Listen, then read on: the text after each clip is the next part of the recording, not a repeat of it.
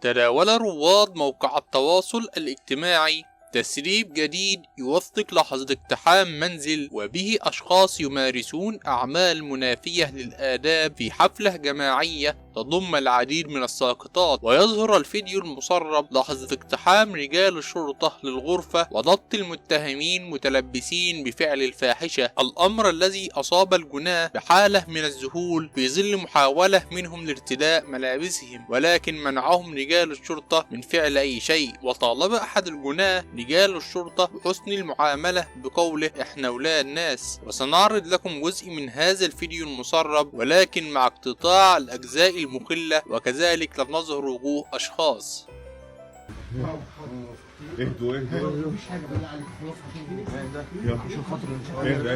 احنا ولاد ناس بالله عليك خلاص.